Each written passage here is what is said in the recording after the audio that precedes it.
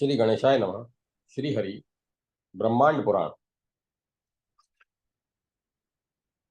प्रजाओं की सृष्टि न करके ही प्रतिसर्ग होते रहे। उसके बाद प्रतिसर्ग प्रलय होते रहे। ब्रह्मा उनके विशेष रूप से ब्रह्मा उनमें विशेष रूप से लगे रहे। उन्होंने बार बार ही प्रलय पर ध्यान नहीं दिया और अन्य साधकों की सृष्टि करते हुए लगे ही रहे। स्थान के अभिमानी देवों ने पुनः ब्रह्मा के अनुशासन को माना और फिर सृष्टि की अवस्थाएं हुई और उन अवस्थाओं ने बताया कि ये हमारी अवस्थाएं हैं, इन्हें जानो। वे हैं जल, अग्नि, पृथ्वी, वायु, अंतरिक्ष, सर्ग, दिशाएं, समुद्र, नदी और वनस्पति को समझो।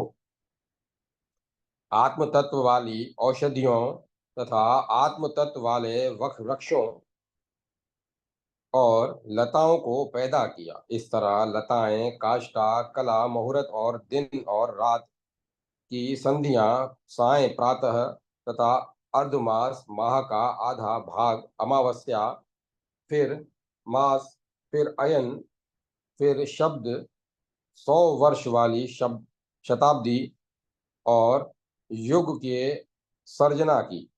स्थान स्थान पर झरने, नदियां पैदा की और वे सब स्थानों के नाम से याद किए गए। स्थान से मन की सृष्टि करके तब उन ब्रह्मा ने देवतागण, पितृगण की सृष्टि की, जिनके द्वारा यह प्रजा वृद्धि को प्राप्त हुई। उसके बाद ब्रह्मा जी ने भृगु, अंगिरा, मरीचि, पुलस्त, पुलह, क्रतु, दक्ष, अत्रि और वशिष्ठ अपने 9 मानस पुत्रों को उत्पन्न किया। पुराण में 9 ब्रह्मा से उत्पन्न इन सब ने ब्रह्म योगियों की जो आत्मा होती है उसके निश्चय को प्राप्त किया। अर्थात ये 9 ब्रह्म पुत्र ब्रह्म योगी की आत्मा वाले थे। उसके बाद फिर ब्रह्मा ने क्रोध आत्मा वाले रुद्र को उत्पन्न किया तथा सभी के संकल्प और धर्म रूप 2 पर्वतों को पैदा किया। उसके बाद ब्रह्मा ने प्राणियों को सुख प्रदान करने वाले व्यवसाय को पैदा किया।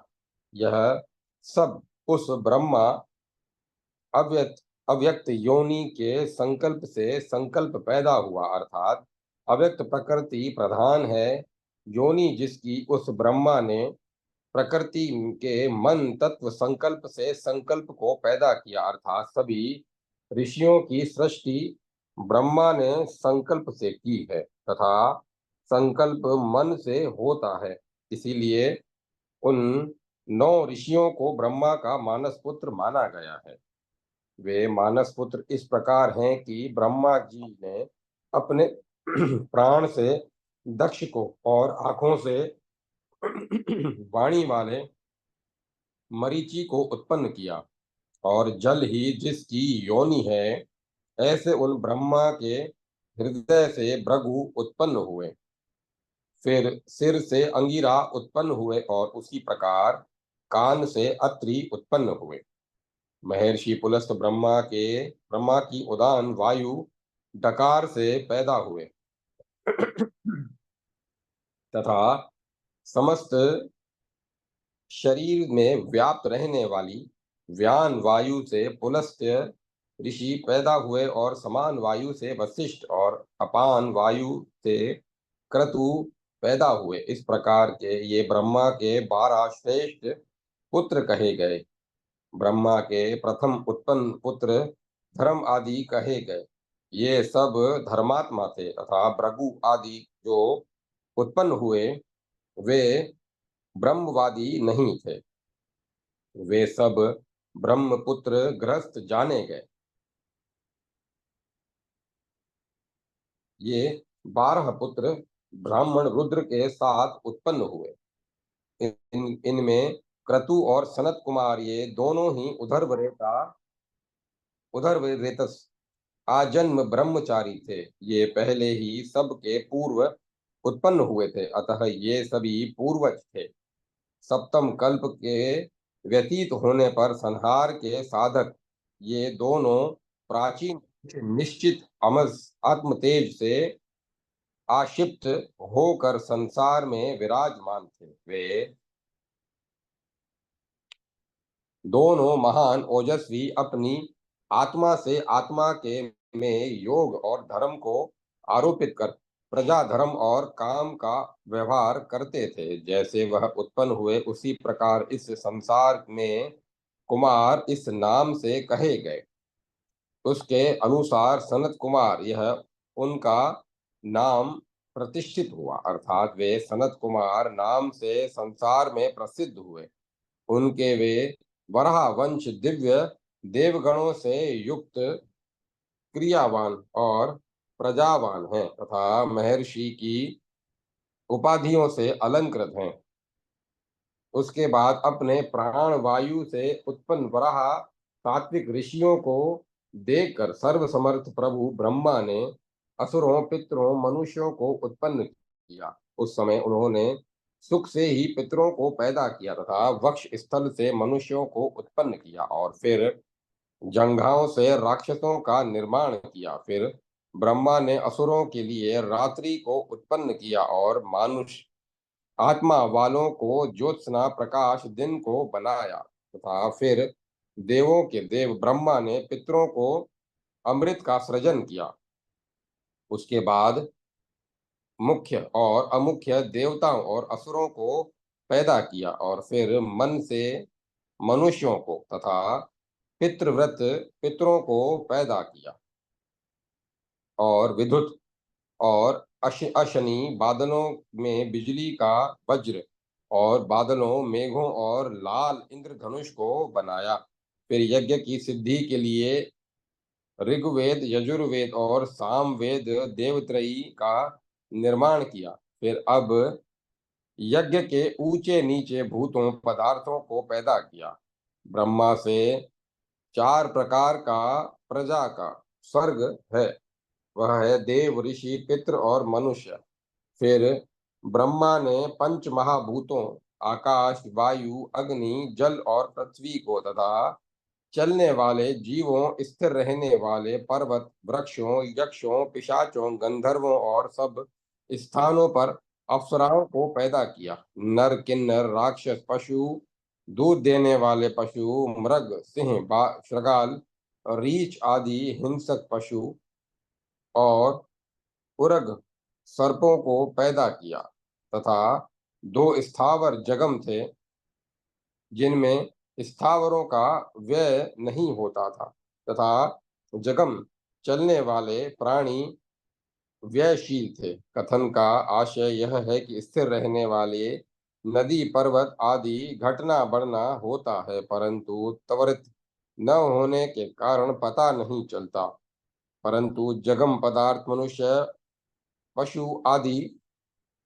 घटते बढ़ते मरते पैदा होते रहते हैं। इसीलिए जगमों का व्ययशील जगमों का व्ययशील कहा गया है।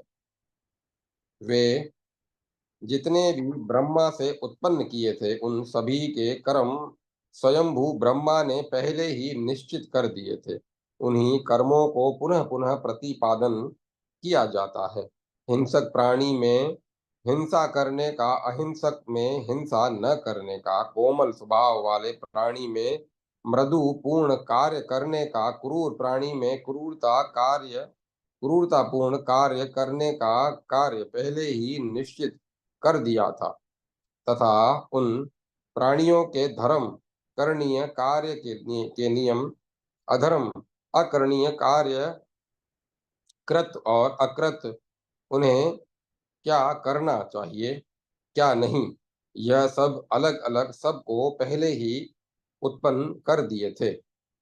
यह उस यह इस प्रकार है और यह इस प्रकार नहीं है, यह दोनों नहीं है तथा ये दोनों हैं, ऐसा सत्वस्त समदर्शियों के कर्म अपने विषय को कहते हैं। अर्थात जो प्राणी सत्व प्रधान है वे सबको समान देखते हैं, उनके कर्म सर्वत्र अपने शिष्य के अधीन हैं।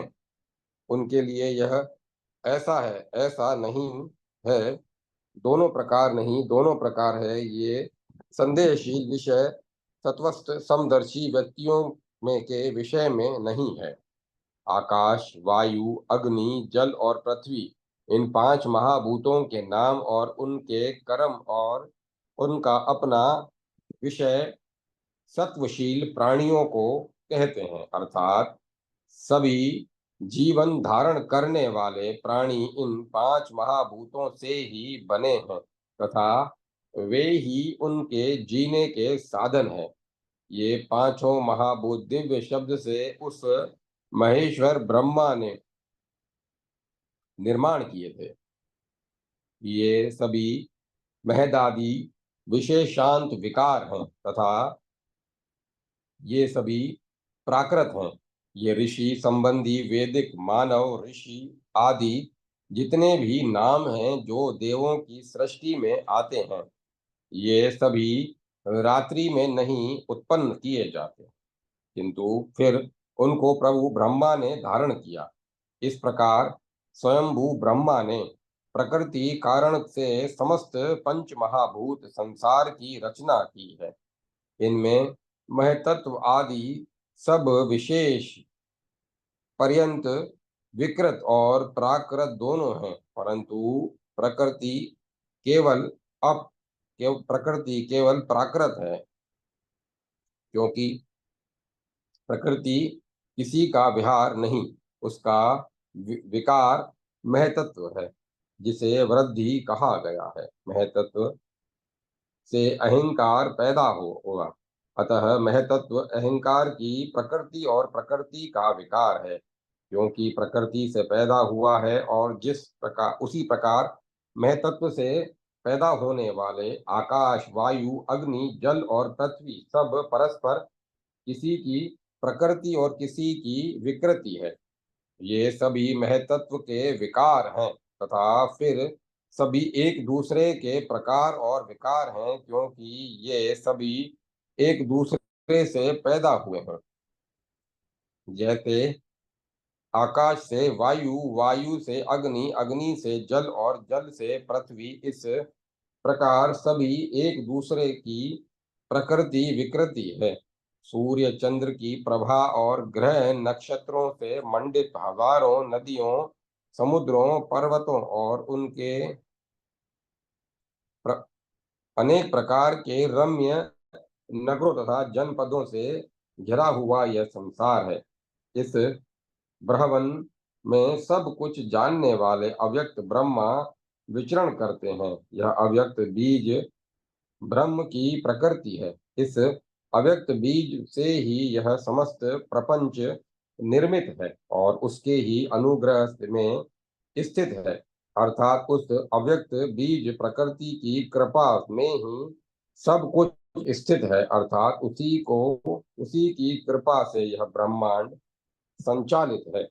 यह समस्त प्रपंच बुद्धि स्कंद में है, अर्थात इस सब का आधार बुद्धि महतत्व है और इंद्रियों का अंतःकोटर है, अर्थात इंद्रियां इसी बुद्धि तत्व से उत्पन्न हुई हैं।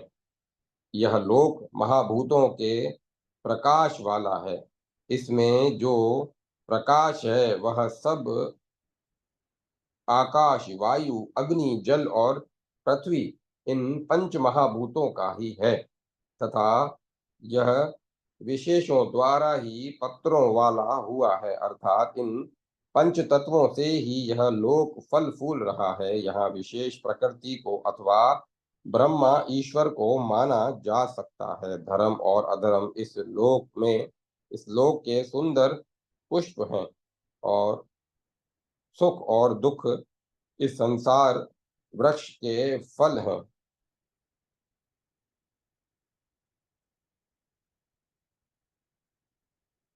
सब प्राणियों और महाभूतों का यह ब्रह्म वृक्ष आजीव है, अर्थात ब्रह्मा से ही समस्त लोग प्रतिपालित हैं तथा इस ब्रह्म वृक्ष का यह संसार ब्रह्मवन है, जहाँ की नित्य और सदा जहाँ की नित्य और सद और असत आत्मक अव्यक्त कारण है, जिसको कि तत्व चिंतक प्रधान अथवा प्रकृति अथवा माया कहते हैं। इस प्रकार यह ब्रह्म नैमित्तिक अनुग्रह सर्ग कहा गया है, क्योंकि ब्रह्म इस सृष्टि के में निमित्त कारण है और प्रकृति उपादान कारण है।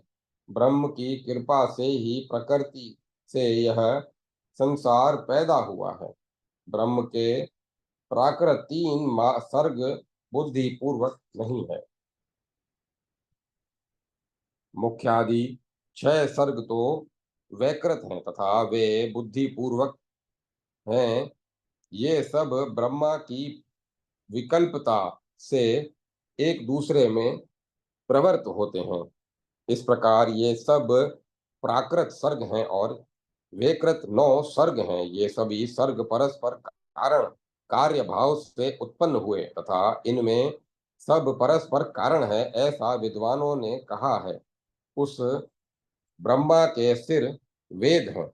वेद चार हैं, इसीलिए ब्रह्मा को चतुर्मुख कहा गया है। नाभि आकाश है, सूर्य और चंद्रमा उसके दोनों नेत्र, दिशाएं श्रोत्र तथा पृथ्वी को उनके पैर समझो। इस प्रकार समस्त महाभूतों वाले इस प्रपंच को बनाने वाले वह ब्रह्मा अचिंत्य आत्मा है, अर्थात उनकी कल्पना मन से भी नहीं की जा सकती है कि वे ऐसे होंगे। अन्य इंद्रियों द्वारा जानने की तो बात ही नहीं है।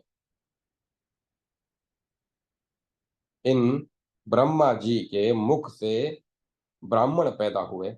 वक्षस्थल के पूर्व भाग भुजाओं से क्षत्रिय उत्पन्न हुए, जंघाओं से वैश्य और जिसके पैरों से शूद्र उत्पन्न हुए। इस प्रकार उनके शरीर से सब वर्ण उत्पन्न हुए हैं। नारायण से पर अव्यक्त से अव्यक्त संज्ञित अंडा उत्पन्न हुआ तथा उस अंड से स्वयं ब्रह्मा उत्पन्न हुए। फिर उन ब्रह्मा ने स्वयं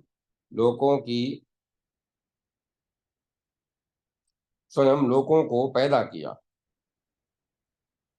वहां 10 कल्पों तक ठहर कर वे लोक निश्चित ही अपरावर्तनीय गति वाले सत्यनिष्ठ ब्रह्म लोक को प्राप्त करते हैं, परंतु अब वहां प्रकृति संतुलन बिगड़ने पर अवर्तनीय स्थिति है तथा इस पुराण वचन के अनुसार यही तथ्य निकलता है। कल्पों तक लोक की स्थिति रहने पर अर्थात जन जीवन की दशा के बाद वहां पर अवर्तनीय दशा होती है, वही ब्रह्मलोक की स्थिति है। कल्प की संख्या 1000 युग की होती है। तदनुसार एक कल्प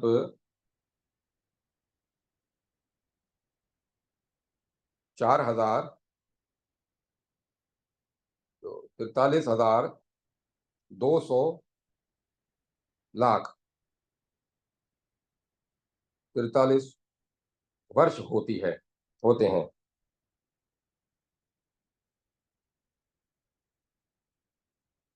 4,32,00,000 वर्ष होते हैं। एकदनुसार पृथ्वी का जीवन का काल 4 अरब 32 करोड़ वर्ष है। ऐसा ही कारण ऐसा ही आज के वैज्ञानिकों ने सिद्ध किया है।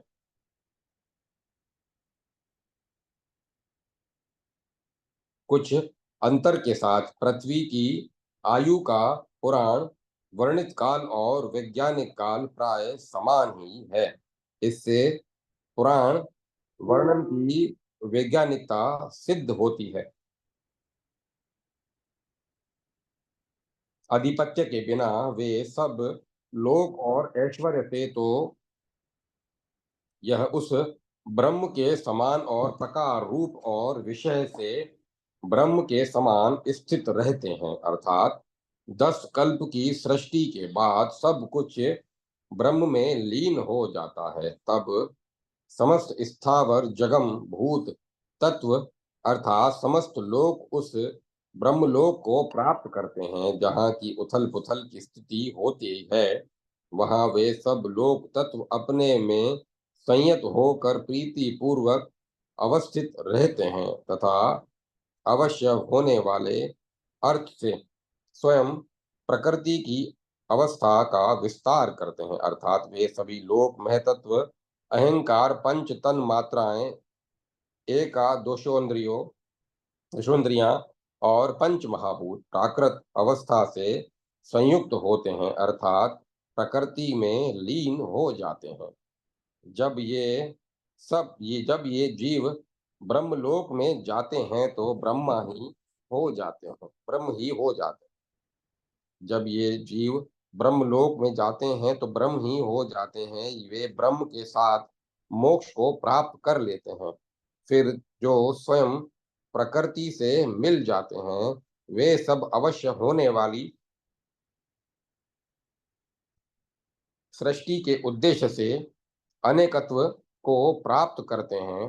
भाव यह है कि आत्मा पुरुष तो एक है, वह तो इस ब्रह्मा का अंश है, अर्थात ब्रह्म ही है।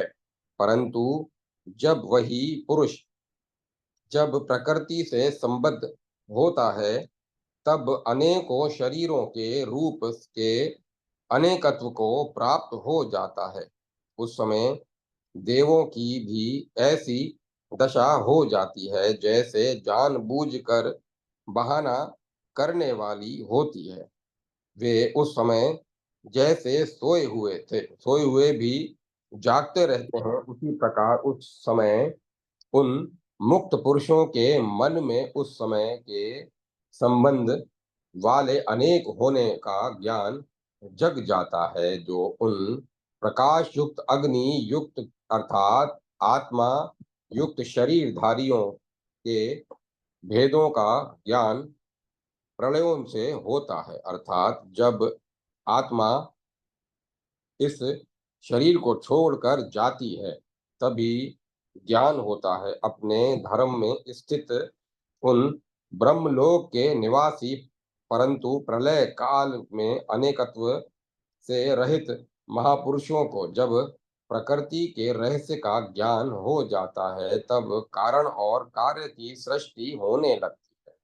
उस समय शुद्धात्मा निष्पाप सिद्ध पुरुष सदा समान लक्षण में रहते हुए प्रकृति के कारणों से युक्त रहते हैं, अर्थात शारीरिक बंधन में रहते हुए भी अपनी आत्मा में ही व्यवस्थित रहते हैं। इस प्रकृति तत्व रूप से अपने में आत्मा को प्रस्थापित करके पुरुषों के बहुत न होने की प्रतीत कराती हुई प्रवृत्त नहीं होती है, अर्थात प्रलय काल में जब यह प्रकृति आत्मस्थ रहती है तब बहुत पुरुषों के रूप में नहीं सृष्टि करती है, अर्थात तब एक होती है और यह कारण बन जाती है, तब वह महतत्व अहंकार मन पंच तन मात्राओं पंच महाभूतों इंद्रियों आदि का कारण बन जाती है।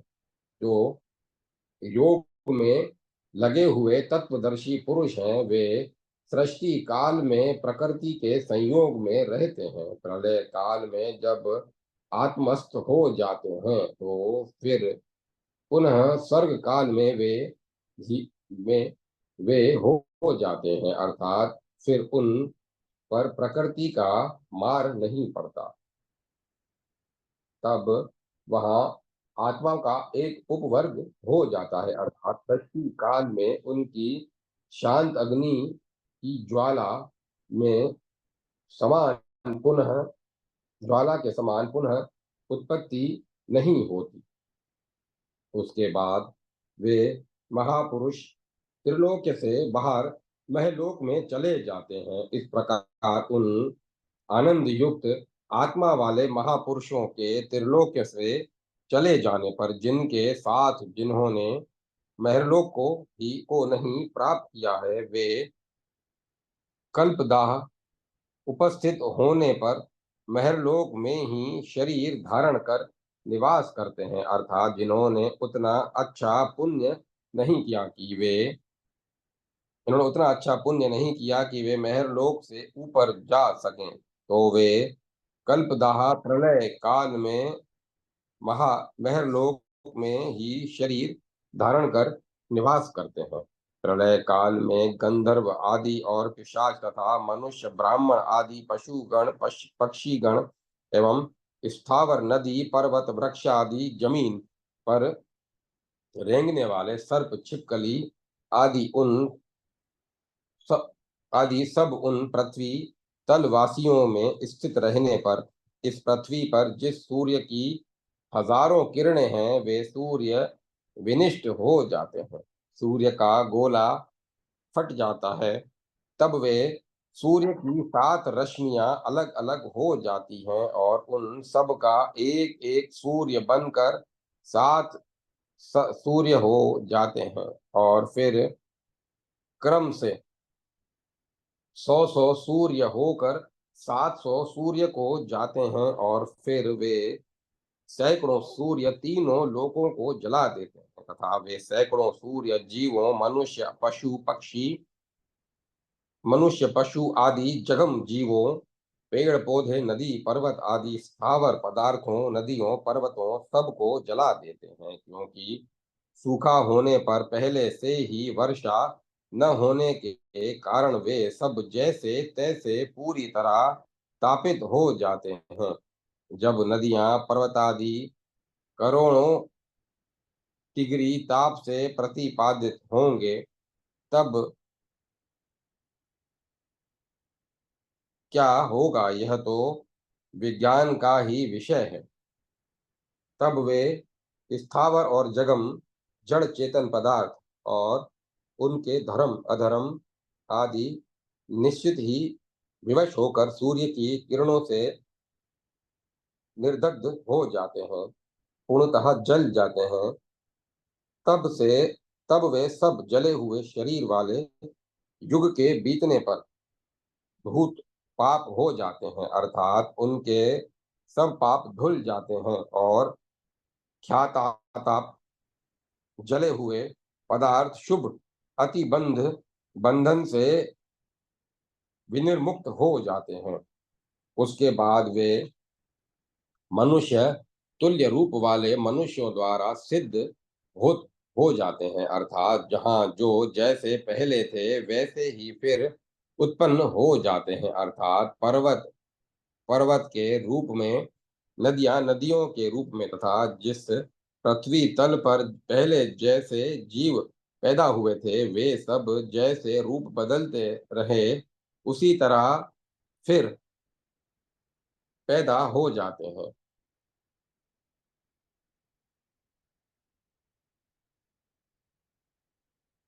तथा विकास तो परंपरा और काल गति की देन है, और उस प्रलय काल में जिसे कि अव्यक्त जन्म ब्रह्मा की रात्रि कहा जाता है, यहाँ इस ब्रह्मांड में फिर ब्रह्मा की मानसी प्रजाओं की रचना होती है। उसके बाद त्रैलोक्यवासी लोगों के आश्रय ग्रहण करने पर मनुष्यों द्वारा पुनः स्वर्ग होता है, तथा जब सूर्यों के सूर्यों की प्रखर किरणों द्वारा समस्त लोकों को जला दिया जाता है, तब उसके बाद वर्षा होती है, क्योंकि वे सब पदार्थ समुद्र, नदी, पर्वत, पशु पक्षी, मिट्टी आदि सभी के तो सभी में तो जल होता ही है, अतः वह सब जलेगा तो निश्चित ही कि भाप बनेगी, अतः वर्षा होती है, और वर्षा से पृथ्वी के अपलावित हो जाने पर चारों ओर जल ही जल हो जाता है, अर्थात तथा सर्वत्र पृथ्वी पर जल ही जल रहने पर समुद्र मेघ जल युक्त पार्थिव हो जाता है, और जलाख्य समुद्र तथा अचल रहने वाले सभी तीर की तरह घूमते रहते हैं। अत्यंत गति से आता हुआ जल इस स्थित पृथ्वी को सम्यक प्रकार से ढक लेता है और तब यह भूमि अर्ण समुद्र नामक हो जाती है। अभाति अस्मात् अर्थात अम्भ शब्द भा धातु से बना है, जिसका अर्थ है जो चमकता है वह अम्ब। अतः प्रलय काल में चारों तरफ जल ही जल चमकता है। जो भा शब्द प्रकाश और व्याप्ति करने के अर्थ में व्यवहृत होता है, इस समस्त संसार के भस्म हो जाने के बाद अपनी कांति और दीप्ति से सब और प्रकाशित होता है। इसीलिए उसका नाम अम्ब जल कहा जाता है।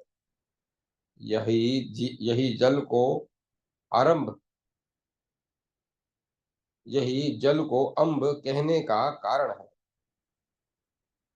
जल को अपतनु भी कहा जाता है, वह इसलिए कि तदंतस्तु नुमते इस यस्मातः अर्थात वह जल सर्वत्र विस्तृत हो जाता है, फैल जाता है, इसीलिए अपतनु कहा जाता है। क्योंकि तनु विस्तारे के अनुसार तनु धातु विस्तार अर्थात फैलने के अर्थ में आती है। अतः अपने फैलने वाले गुण के कारण जल को तनु कहा जाता है। परंतु प्रलय काल में वह जल अपतनु कहा जाना चाहिए, क्योंकि अप उपसर्ग सदैव किसी शब्द से पूर्व प्रयुक्त होकर बुरे अर्थ को प्रकाशित करता है। जैसे कि कीर्ति का बुरा अर्थ है अपकीर्ति, उसी प्रकार अपतनु का अर्थ होगा बुरी तरह फैलने वाला जल। इस प्रकार प्रलय काल में बुरी तरह ही फैलता है, इसीलिए उसे अपतनु नाम दिया गया है।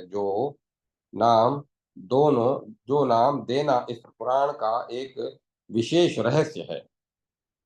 श्र धातु में अच अर्थात घच प्रत्यय से शार शब्द बनता है। वैसे कोश के शार का अर्थ वायु है, क्योंकि वायु शीर्ण होती है, इधर उधर बिखेरती है, अतः उसे शार कहना उचित है। तथा प्रलयकालीन जल को शार कहना उचित ही है, क्योंकि श्रय धातु अनेक अर्थ वाली है। यह क्रियादि गणीय धातु है, जिससे शरणाति क्रिया बनती है। इस धातु के अनेक अर्थ हैं। वे हैं टुकड़े कर देना, चोट पहुंचाना, मार डालना, बर्बाद करना, फाड़ डालना। अतः प्रलयकालीन वायु यह सब कार्य करता है, वह सब कुछ को क्षीण कर देता है, इसीलिए उसे शार का क्षीण नाम दिया गया है। अतः जब सर्वत्र एक समुद्र हो गया, एकाणु हो गया, तब वह प्रलयकालीन जल क्षीण नहीं रहे, अर्थात वे अब क्षीण नहीं रहे, अब वे नर हो गए। इसीलिए जल को नार कहा गया, क्योंकि नार में नर का अस्तित्व था। जो नार श्री नारायण भगवान विष्णु का घर था, अर्थात समस्त जीवनीय तत्व उस जल में समा गया। उसे जल इससे जल में जीवनीय शक्ति का होना भी सिद्ध होता है, जिसे विज्ञान ने भी स्वीकार किया है। अतः प्रलय काल का वह एकार्ण एक समुद्र सभी नरों जीवों को उत्पत्ति स्थान था, नरों का उत्पत्ति स्थान था, इसीलिए उसे नार कहा गया, क्योंकि नर धन अण, नार अर्थात नर का भाव नार।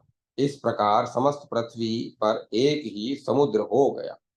इस एकार्ण में 1000 युग तक दिन, इस एकार्ण में 1000 युग तक, एक युग तक दिन में ब्रह्मा के रहने पर उतने ही समय तक 1000 युग तक 4 अरब 32 करोड़ वर्ष को तक रात में ही जल में ब्रह्मा का निवास रहा।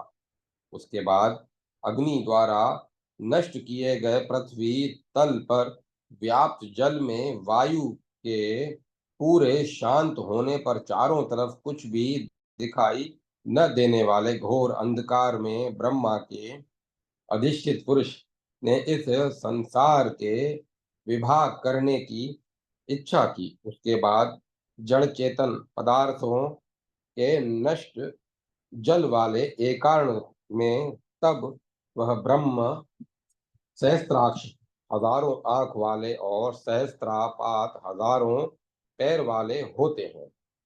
तब सहस्त्र शीर्षा, 1000 सिर वाले पुरुष इंद्रियों से न जानने योग्य सुनहरे वर्ण वाले ब्रह्मा नारायण नाम वाले होकर उस जल में शयन करने लगे।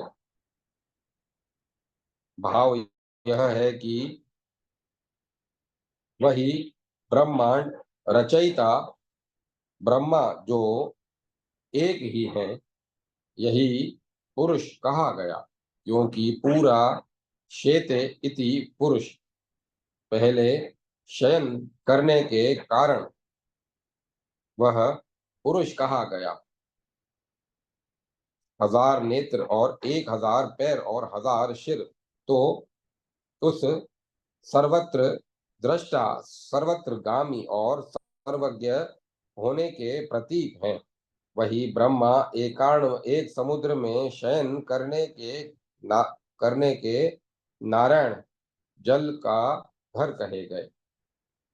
सतैव सत्व के उद्रेक से जब वे जगे, तब उन्होंने उस इस संसार को शून्य देखा। उस आदपाद द्वारा पुराण प्रकृतित हुआ। इस प्रकार श्री ब्रह्मांड पुराण वायु प्रोक्त पूर्व भाग प्रथम प्रक्रिया पाद पंचम अध्याय लोक कल्पन संपन्न हुआ। जय माता सरस्वती, जय मां सरस्वती।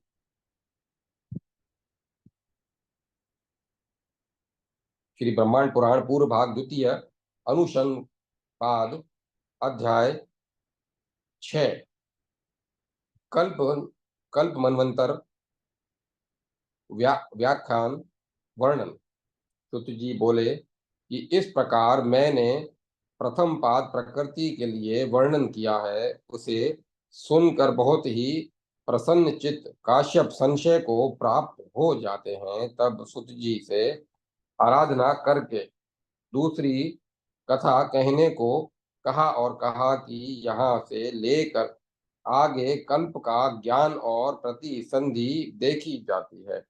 कश्यप जी ने सुत जी से कहा कि सम्यक प्रकार से बीते हुए कल्प और वर्तमान कल्प दोनों के बीच में जहाँ दोनों की संधि है, यही मैं जानना चाहता हूँ, तथा आप यह जानने में कुशल हैं। काश्यप के ऐसा कहने पर प्रवचन करने में श्रेष्ठ सुत जी तीनों लोकों की उत्पत्ति संबंधी सब कुछ कथा कहने लगे। सुत जी ने कहा, अब यहाँ मैं कल्प भूत और भविष्य और दो कल्पों की प्रतिसंधि, इस सब को यथा तथ्य रूप से वर्णन करूंगा। कल्पों में जो मनवंतर होते हैं और जो इस वराह कल्प इस समय विद्यमान है उसका वर्णन करूंगा। सुत जी कहते हैं कि इस कल्प से पूर्व जो पुराना कल्प बीत गया उस और इस कल्प की मध्य अवस्था समझो। आगे कहते हैं कि हे मुनियों, निष्पाप पूर्व कल्प के बीत जाने पर प्रतिसंधि के बिना जनलोक आदि वाला अन्य कल्प प्रवृत्त हो जाता है। एक कल्प का अविराम पूर्व विनाश और प्रतिसंधि दो कल्पों का मेल कल्प से कल्प में परस्पर होता रहता है। जब कल्प का अंत होता है तब सर्वत्र समस्त प्रजा समाप्त हो जाती है। उसी कारण से कल्प की प्रतिसंधि नहीं विद्यमान रहती। मनवंतर में युगों की समाप्ति ही संधियां हैं। परस्पर एक कल्प के से दूसरे कल्प में मनवंतर युगों के साथ प्रवृत्त होते रहते हैं, जिनको प्रक्रिया अर्थ से संक्षेप में बता दिया गया है। अर्थात प्रक्रिया पाद में बता दिया। उन परार्ध कल्पों में पूर्व जो जैसे परे बाद में है, वह कल्प के बीतने पर परार्ध से परे जो भी हो, अन्य कल्प जो भविष्य में आने वाले हैं उनके अपरार्ध से गुणा करने पर होते हैं। यह वह उनका इस समय का प्रथम कल्प है जो विद्यमान है इस पूर्व में, और दूसरे के आधे में द्वितीय पर कहा जाता है। अर्थात इस समय सृष्टि का दूसरा भाग चल रहा है जिसका अंत है अभी। इस कल्प का तीसरा चौथा भाग अवशिष्ट ही है। यह संस्थिति काल है। इसके बाद इसके बाद का काल प्राकृत प्रलय काल कहा जाता है। पहले 4000 युग के अंत में मनवंतरों के साथ इस कल्प से पूर्व पुराना कल्प बीत चुका है। यह उस कल्प के क्षीण होने पर दाह काल में उपस्थित होने पर उस समय तब पुण्यशाली देवता जो वैमानिक थे, अर्थात आकाश में थे, नक्षत्र ग्रह और तारागण तथा चंद्रमा सूर्य आदि सब 28 करोड़ थे। यह एक मनवंतर के देवों की संख्या है। जैसे एक मनवंतर में 28 करोड़ थे, तो 14 मनवंतरों में 3 अरब 99 करोड़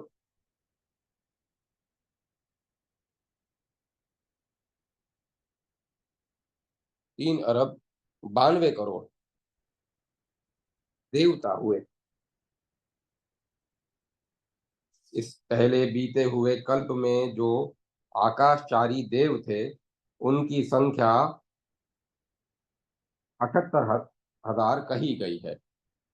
प्रत्येक कल्प में देवता और वैज्ञानिक भी थे। वे आकाशवासी ही थे। इसके बाद 14 मनवंतरों में देवता पितर ऋषि और अमृत पीने वाले लोग आकाश व्योम में रहे, और उनके सेवक पत्नियां और पुत्र प्रलय काल के लक्षणों के उपस्थित हो जाने पर साथ साथ समान भाव से एकीकृत होकर एक साथ एक दूसरे का अनुसरण करते हुए वर्णाश्रम व्यवस्था के बिना एक होकर एक वस्तु के रूप में स्वर्गलोक में थे। भाव यह है कि देवों को प्रलय का पता लग गया था, अतः सब प्रेम से बिना किसी भेदभाव के आकाश में थे। अतः वे त्रिलोक्यवासी देवतागण जो अपने महत्व पर अभिमान करने वाले थे, अपने अवश्याम्भी विनाश को समझ गए। तब पश्चिम और उत्तर के प्रलय की स्थिति का समय आने पर वे इसे कल्प के अवसान वाले देवता लोग अपने अपने स्थान को छोड़कर उत्सुक और दुखी होकर महरलोक जाने के लिए उत्कंठा पूर्वक मन में सोचने लगे। तब उन देवता लोगों ने बहुत अधिक आत्मा के विशेष शुद्धि के कारण महरलोक के योग्य जो शरीर होना चाहिए उस शरीर को प्राप्त कर लिया और इस प्रकार सबने मानसी सिद्धि को प्राप्त कर लिया। तब उन कल्पवासियों के साथ उन्होंने ब्राह्मण, क्षत्रिय, वैश्य और उनसे पैदा हुए दूसरे पुरुषों के द्वारा महान पद को प्राप्त कर लिया। फिर वही महरलोक में आकर जहां वहां व्याकुल उन 14 प्रकार के देवताओं ने जनलोक जाने का मन बनाया। इस क्रम योग से वे सभी कल्पवासी देवगण जनलोक में चले गए और इस प्रकार उन हजारों विशुद्ध हृदय देवताओं ने परस्पर मानसी सिद्धि को प्राप्त कर लिया और उन कल्पवासियों के साथ जनलोक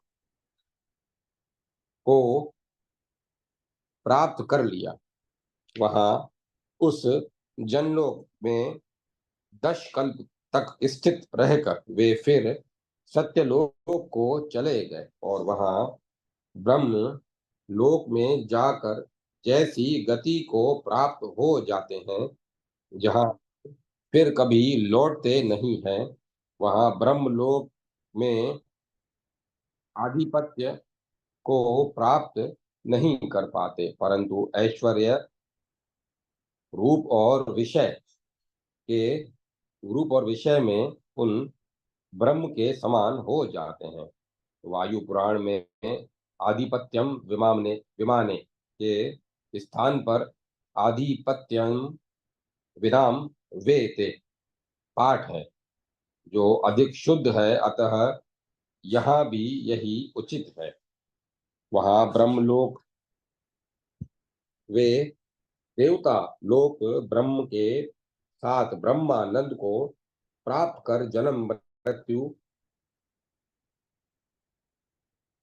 उत्पत्ति विनाश से मुक्त हो जाते हैं। वहां वे अवश्य होने वाले प्राकृत अर्थ से स्वयं सिद्ध हो जाते हैं।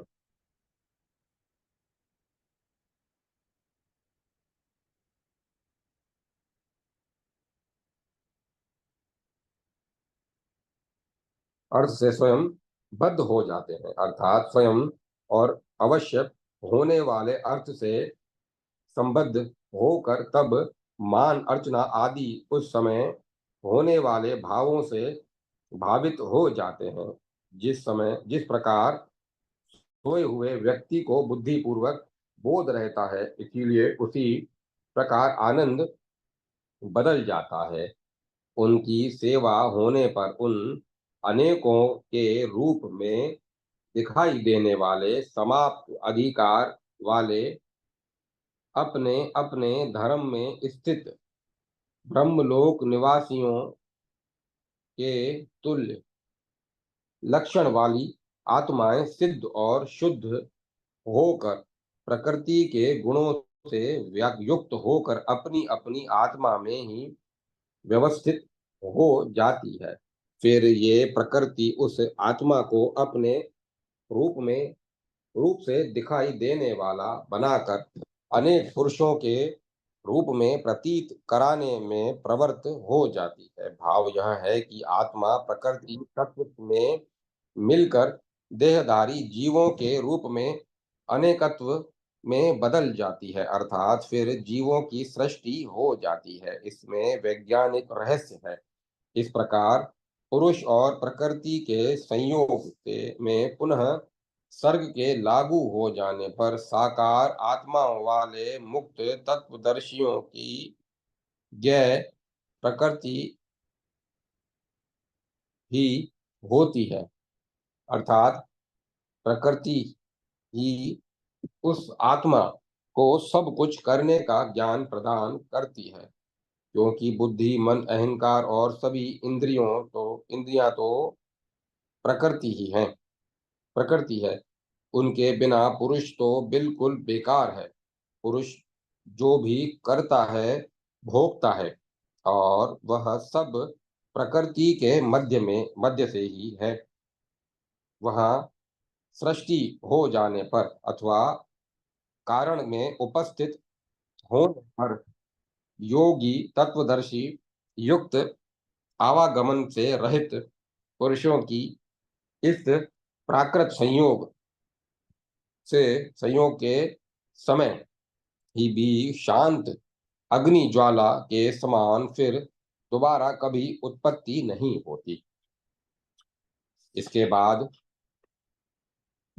वे महापुरुष जिनको तत्व का ज्ञान हो जाता है उधर्व लोक में चले जाते हैं, और उन महापुरुषों के उधर्व स्थित त्रिलोक्य में चले जाने पर उन्हीं के साथ रहने वाले उन महापुरुषों को अत्यंत महान महर्लोक की प्राप्ति हो जाती है। और फिर वहां ब्रह्म महर्लोक में कल्पदाह में उपस्थित होने पर गंधर्व आदि पिशाच मानुष और ब्राह्मण आदि पशु पक्षी और पर्वत नदियां आदि जड़ पदार्थ तथा रेंगने वाले कीड़े मकोड़े आदि सभी उनके शिष्य हो जाएंगे, तथा उन सब पृथ्वी तल वासियों को उस कल्पदाह का सामना करना पड़ेगा। उस समय जब प्रलय काल होगा तब सूर्य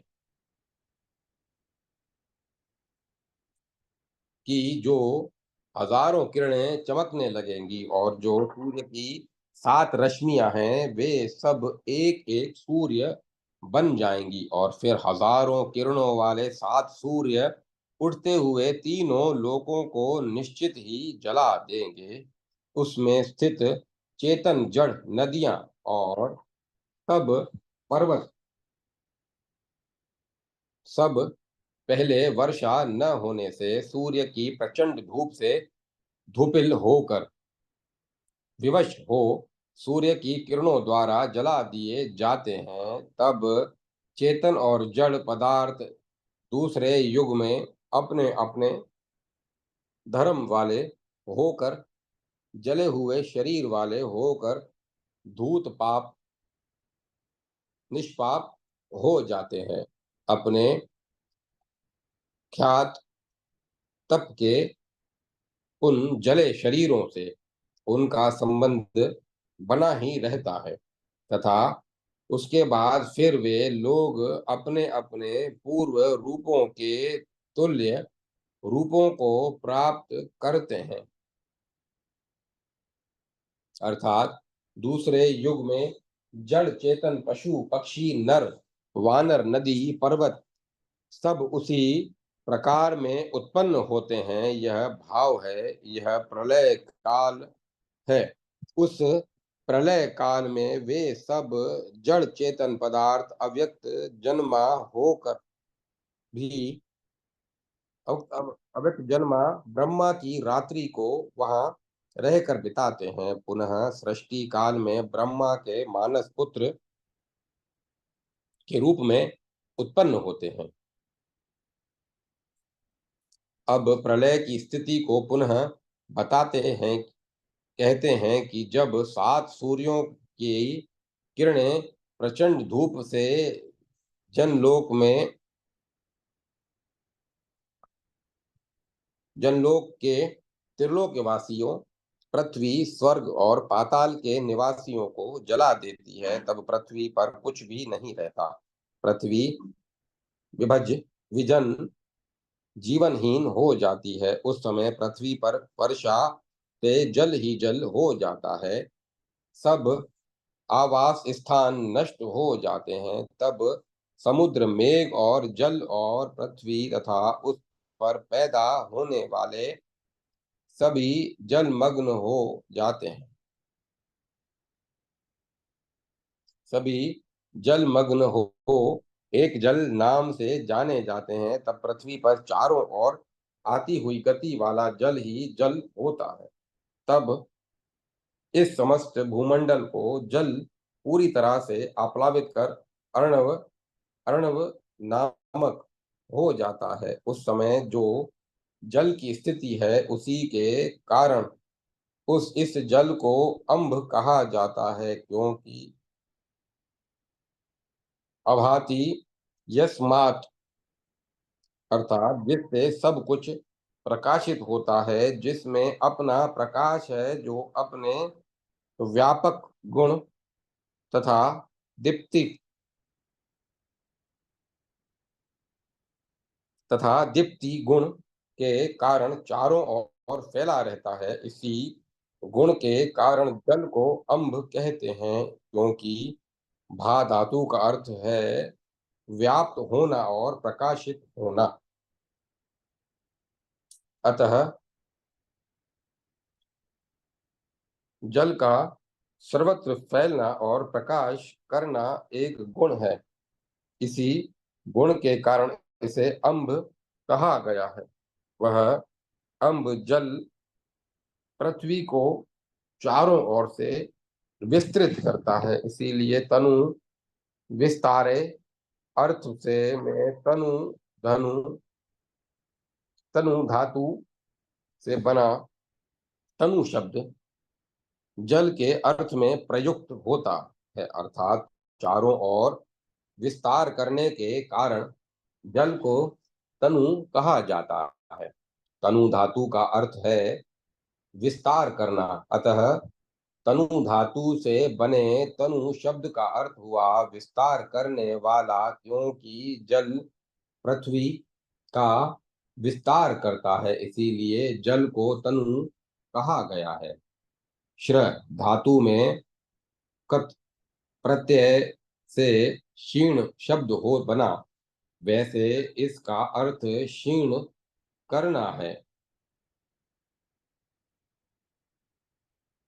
परंतु यह धातु अनेक अर्थों में आती है। क्षीण का अर्थ है इधर उधर बिखेरना, फैला देना। अतः जल ऐसा करता है, इसीलिए उसे क्षीण कहा जाना उचित ही है। एक कारण में जल ही होता है और उसका अर्थ शीघ्र है, जो निपात है। न अर का अर्थ है नहीं, जो शीघ्र होता है, अर्थात जो शीघ्र नहीं होता। अतः इस समय उस समय वह जल शीघ्र समाप्त नहीं होता और न शीघ्र चलता है, इसीलिए उस समय के जल को नर कहा गया है और नार भी कहा गया है। हजारों युगों परिणाम वाले ब्रह्मा के एक दिन के बीतने के बाद जबकि सृष्टि काल होता है,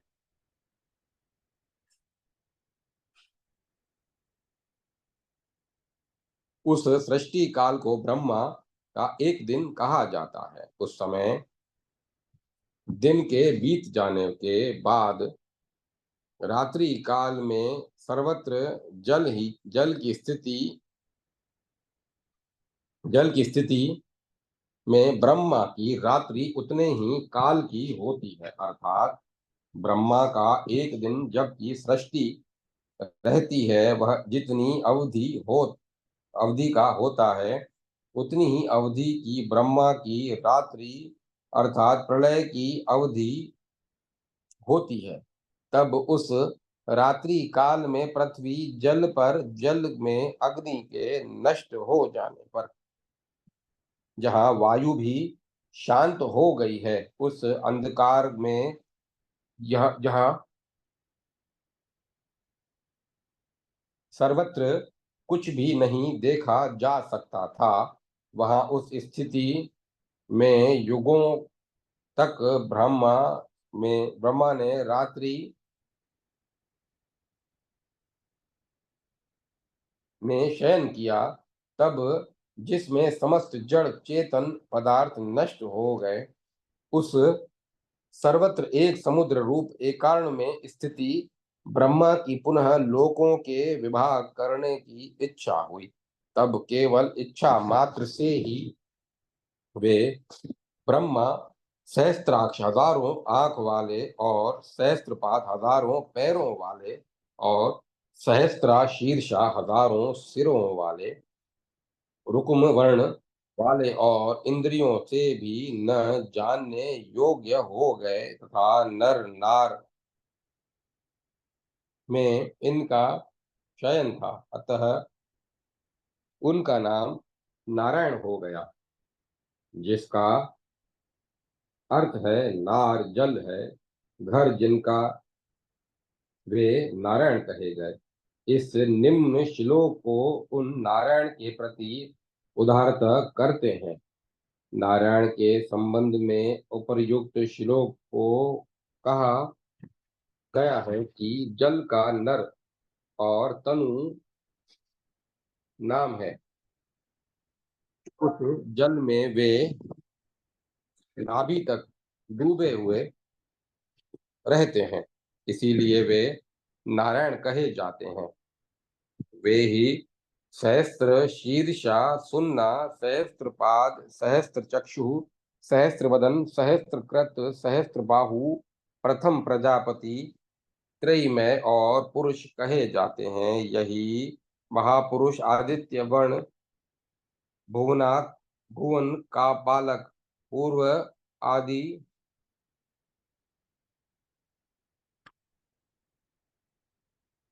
यही महापुरुष आदित्य वर्ण भुवन पालक अपूर्व प्रथम प्रजापति विराट हिरण्यगर्भ पुरुष महान आत्मा और मन से परतत्व कहे जाते हैं। उन्होंने ही कल्प के आदि में रजोगुण के उद्रेक से युक्त होकर प्रजा की सृष्टि की है और कल्प के अंत काल में प्रलय काल में तमोगुण के बढ़ जाने से काल बनकर सबको पुनः निगल लिया। वही ब्रह्मा नारायण होकर जलाशय के में सत्व गुण के उद्रेक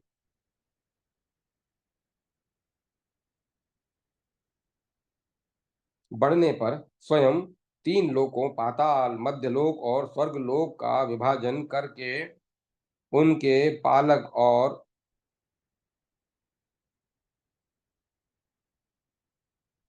उनके पालक में उनके पालन में पूरी तरह प्रवृत्त हो जाते हैं। अपने तीन स्वरूपों के द्वारा वे स्वयं ही ब्रह्मांड की रचना करते हैं, स्वयं ही निगलते हैं और स्वयं ही उस इस स्थित ब्रह्मांड को देखते हैं अर्थात पालन करते हैं। 4000 युगों के बाद जब जड़ चेतन पदार्थ पूरी तरह नष्ट हो जाते हैं, तब चारों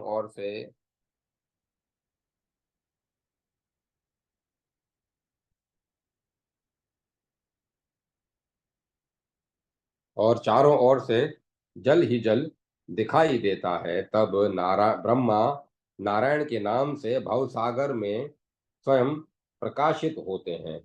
जब चारों प्रकार की प्रजाएं जब ब्रह्मा की शक्ति से तमोगुण में से आवृत हो जाती है, तब उन काल रूप ब्रह्मा को सोता हुआ महर्षिगण देखते हैं। वे देखने वाले महर्षिगण भृगु आदि हैं, जिन्होंने उन पुरुष रूप ब्रह्मा का आश्रय लिया है। सत्य आदि 8 महर्षियों ने भी उसी प्रकार कल्प में के लीन होने पर देखा था। तब वहां पर विशेष रूप वाले वर्तमान ब्रह्मा को देखने के कारण उन्होंने महत तत्व से युक्त परागति को प्राप्त किया और गत्यर्थक ऋष धातु ने से उन इन धन कित प्रत्यय में बने शब्द के कथना अर्थानुसार उसका नाम महर्षि हुआ। अर्थात उन्होंने इस उपर्युक्त तत्व को अपनी महत बुद्धि से जाना था, देखा था, इसीलिए उनका नाम महर्षि हुआ। तब महरलोक में स्थित इन उन समस्त ऋषि गणों ने सोते हुए काल को देखा। पूर्व कल्प में सत्य आदि जो 7 ऋषि गण थे, उन्होंने भी काल को इसी प्रकार देखा था। इस प्रकार उन हजारों रात्रियों में उन लाए हुए महर्षियों ने सोते हुए काल को देखा, क्योंकि कल्प के आदि में 14 संस्था बहुत बड़ी बनाने की कल्पना थी, अतः कल्पना करने के कारण उन्हें कल्प कहा गया। वह व्यक्त और अव्यक्त महादेव कल्प आदियों में पुनः पुनः बार पंच महाभूतादियों की रचना करने वाले हैं और यह संसार उन्हीं का है। इस प्रकार दोनों कल्पों के बीच में जो कुछ घटित हुआ उसे प्रतिकल्प कहते हैं, जिसे बताया गया है। इस समय इन दोनों कल्पों के बीच में इस समय इन दोनों कल्पों के बीच पहली अवस्था की जो भी अवस्था जो थी, वह मैंने संक्षेप में जैसी है वैसी बता दी है। अब मैं आपको इस वर्तमान कल्प के विषय में अच्छी तरह बताऊंगा, उसे आप ध्यान पूर्वक समझिए। इस प्रकार श्री ब्रह्मांड पुराण वायु प्रोक्त पूर्व भाग द्वितीय अनुषंग पाद सप्तम अध्याय कल्प मनवंतर व्याख्यान संपन्न हुआ। जय माता सरस्वती, जय माता सरस्वती। ओम नमः शिवाय, ओम नमो भगवते वासुदेवाय, ओम नमो नारायण, ओम तत्सत, ओम तत्सत, ओम तत्सत। अब कथा को विराम दिया जाता है।